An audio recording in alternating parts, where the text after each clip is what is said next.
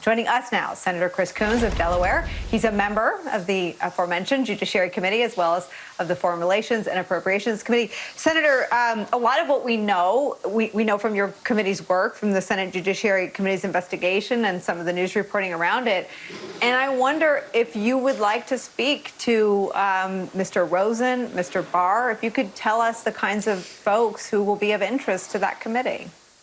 Nicolle, I'll just say that I think it's important that we get to the bottom of January 6th, that we get a deeper and better understanding of what was happening in the White House, what instructions they gave to the Department of Justice, what preparations they made for the January 6th protest that turned into a deadly riot here in the Capitol.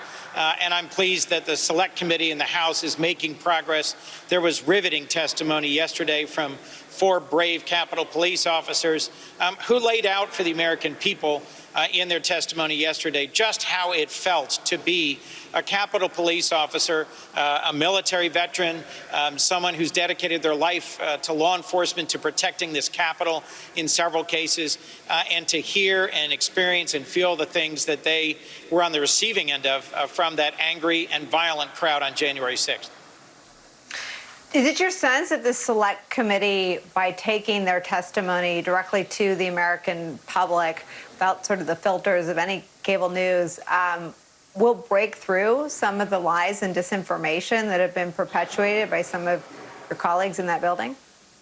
Well, that would be my hope, Nicolle. We've really had a challenge here in Congress coming to any bipartisan agreement about the value of knowing what caused January 6th, about transparency and accountability for the former president's actions, and moving forward on the steps we need to better secure the Capitol.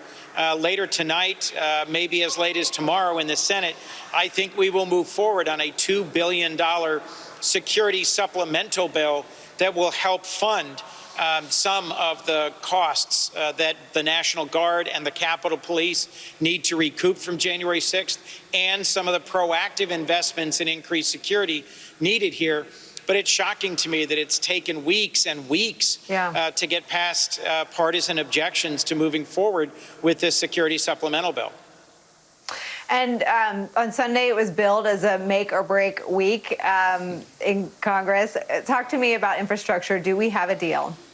We do, and we're going to vote on the motion to proceed later tonight. This $550 billion in new spending on infrastructure is a big deal. It's going to create 650,000 high-paying, high-skilled jobs. It'll modernize our infrastructure all over the country. It'll make some climate investments in terms of resiliency and proactively improving our electric grid across the country. It'll do everything from paving roads and highways to improving passenger rail and transit to improving broadband. So I'm very glad we are finally moving to vote on this, and I'm optimistic that this will be just the next biggest step in moving forward President Biden's bold agenda for our country. Let me switch gears just a little bit. President Biden, someone you know very well, is his optimism about the country's ability to do big things, to beat the pandemic? He had set a target of July 4th for independence from the virus. We're now talking about mask mandates again. We've now got 50% of the country that isn't vaccinated. If you talk to him about his optimism about our ability to beat this, would you tell him that it is misplaced, or do you think he's correct to think that we'll ultimately get through all the disinformation and vaccine resistance and put the pandemic behind us?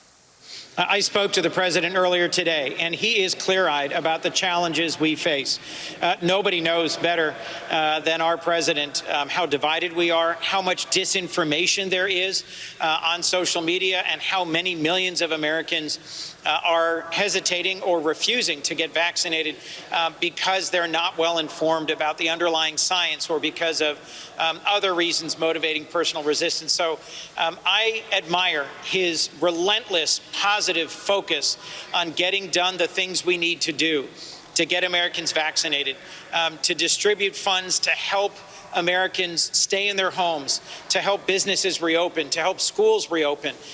But he's clear that both here in the United States and around the world, we still have a long way to go to be clear of this pandemic, and that one of the real challenges is disinformation, spread by some for political reasons, some for personal reasons, but frankly, where we are seeing this latest, more transmissive variant cause huge problems is in parts of the country where vaccination is low. 97% of the people hospitalized for COVID today are hospitalized because they're not vaccinated. And yes, I think the president realizes that we have big challenges. His confidence in us, his confidence that the American people will ultimately overcome challenges is rooted in our history. And the fact that we overcame really tough challenges before, whether it's the Depression and the Second World War, the Civil Rights Movement, or the labor movement, he knows that we've overcome challenges before and continues to believe that we, the American people, can do it again. But he's clear that's going to be hard. Senator Chris Coons, it's always great to talk to you. Thank you for spanning all of the day's headlines with us.